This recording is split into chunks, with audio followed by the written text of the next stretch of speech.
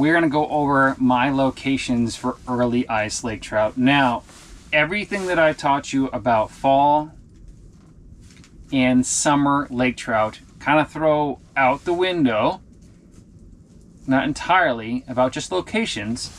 And what I want you to do is focus on lake trout can be anywhere they want to be during the ice season. Now they can be anywhere because the water temp's basically 32 degrees and actually warms up as it gets closer to the bottom if the lake is deep enough to stratify, which most lake trout lakes can. That means we have cold water on top, and this is complete vice versa what I've been telling you guys from summer. Cold water on top, so it's 30, 31 degrees on the surface, whatever the outside temperature is, that's your ice, and then as it actually gets lower to the bottom of the lake, it actually starts to get warmer. Now, if that's the same all the way across, lake trout can be anywhere. I've caught lake trout as deep as 180 feet. We got one coming in right now, actually 180 feet on Lake Sebago during the winter time, because that's where the bait is in the winter time. And we'll talk about why that is, because I think they're down there because that's where the warm water is during the ice fishing season. I'm trying to coax in a laker right here. You guys can see on my screen. He's just kind of mulling around over there. So these lake trout can be anywhere. I've caught them at 180 feet all the way up to, I caught them in 6 inches of water. I was actually going for rainbows, something that's normally up shallow. And deep as I've caught one on a tip up, or shallowest I've caught one on like a tip up was like 6 feet, actually 3 feet. I was like on top of a rock pile. So they can be anywhere, which is super frustrating for ice fishing folks. So let me do a little screen recording of kind of where I like to target during the ice fishing season on smelt lakes. And now that's a little bit different. Smelt lakes are a little bit different, and every lake that I fish is different. So Champlain fishes differently, Sebago fishes differently. They all fish a little bit differently. Go to Garmin's Navionics boating app, which is no longer free, I don't think. But one of the things I always tell you guys is to look for humps. Now, humps are a great thing for beginners. They usually hold a couple of fish, and they can hold, I've caught 15 fish off of one hump, or actually more than that on bigger lakes, but even on Lake Winnipesaukee here. And it's just structure that lake trout can run, smelt, or bait up the sides and kind of race them to the top of the ice or pin it to the bottom. So we are going to do a couple of things today, a couple of techniques as well, but where to find them is kind of crucial. So these are good humps right here. We have 43 feet. I think that might be a burbot next to me. You have 43 feet on top of this little hump right here, which is great. You can go as shallow as 15 feet or 10 feet during the ice fishing season. Water is pretty much all the same temperature. Lake trout don't really care. They'll chase you pretty much anywhere there's bait. So those are good areas. Humps are super easy.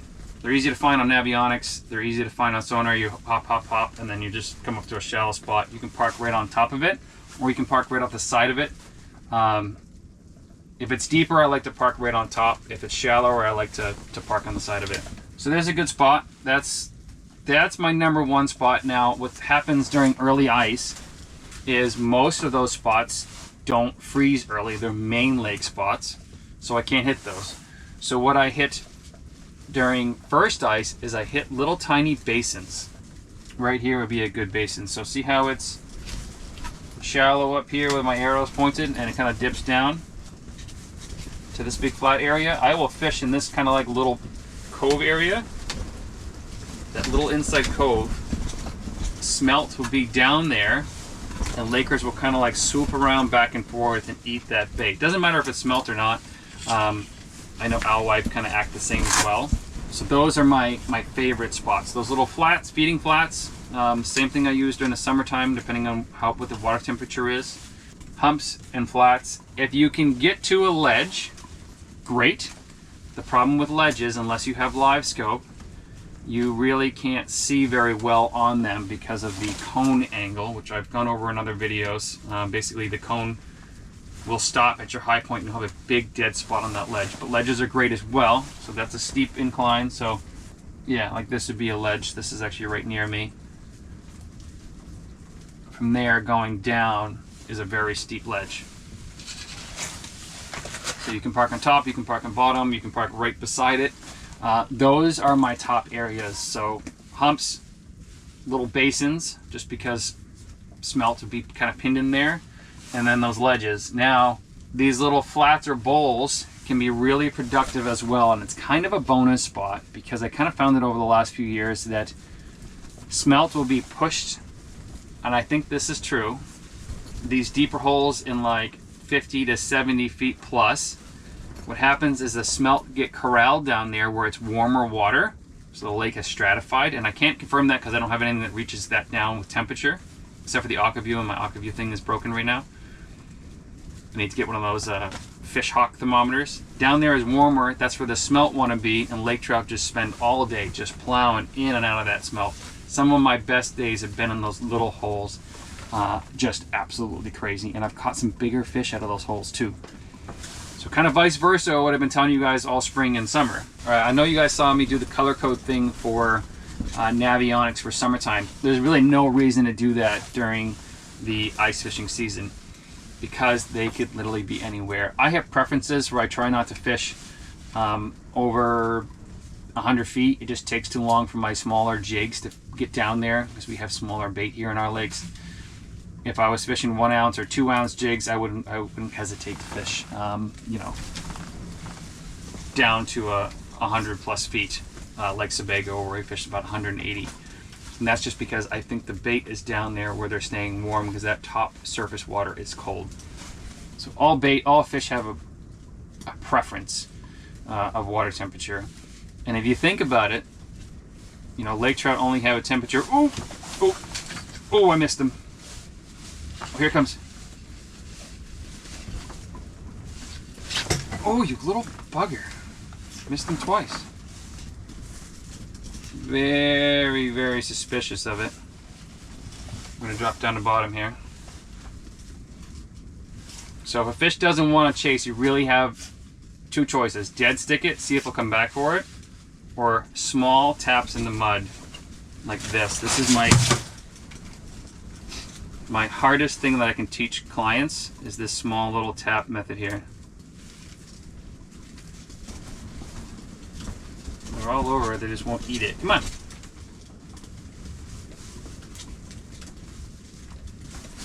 Got him.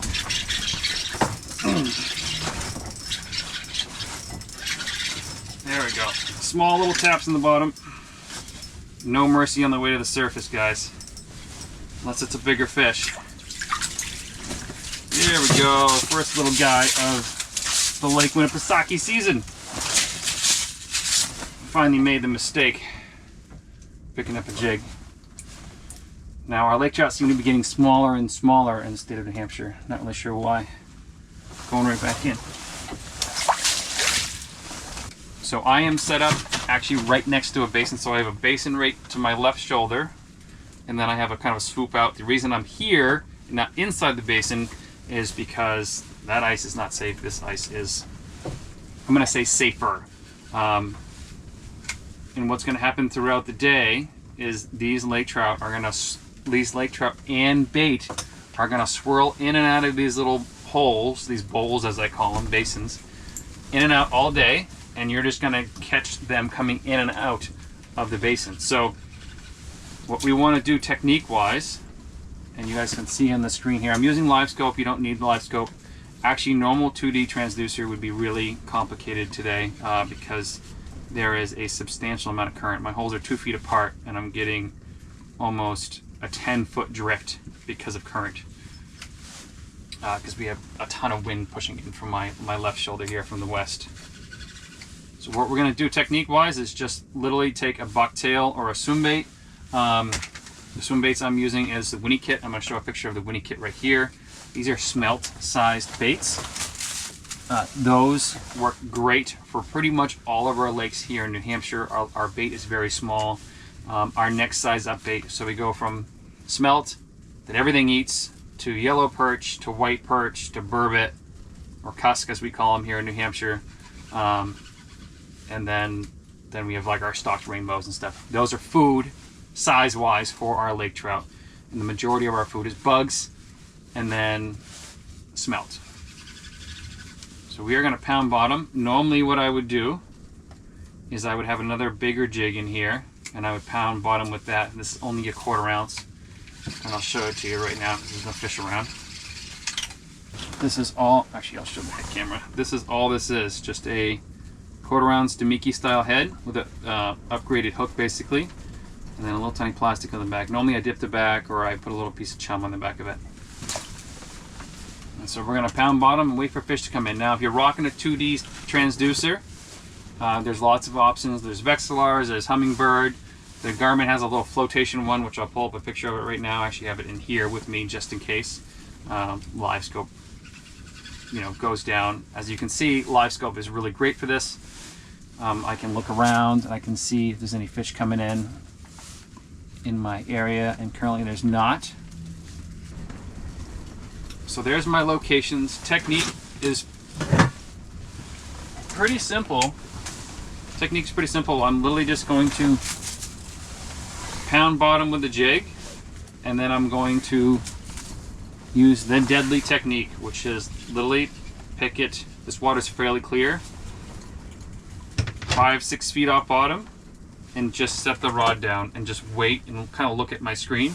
Wait for a fish to come up and kind of try to tackle my jig. Now sometimes they'll swoop up and just tackle it. Sometimes they'll kind of like ease up to it. You want to start reeling away, which is what you guys saw me do earlier. So we got locations, we got kind of the jigging technique. I'll do a brief thing about what rods and stuff I use. So I'm using a 1,000 size reel, 15-pound Power Pro braid, and I use high vis because it's easy to see when it gets stuck to the ice and stuff like that.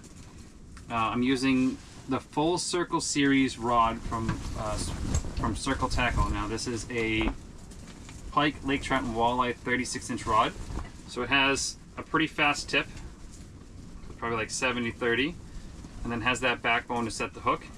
And then I'm using a 12 to 20 foot, 12-pound fluorocarbon Blue Label leader. Now I've said this in so many videos, don't give the lake trout a chance to see your line. They're smart, surprisingly, most of the time, depending on the lake. So, talking about smart and dumb lakers. Lake trout are smart if they have a good available resource for food. They will get dumb when there's not enough food, just like most things.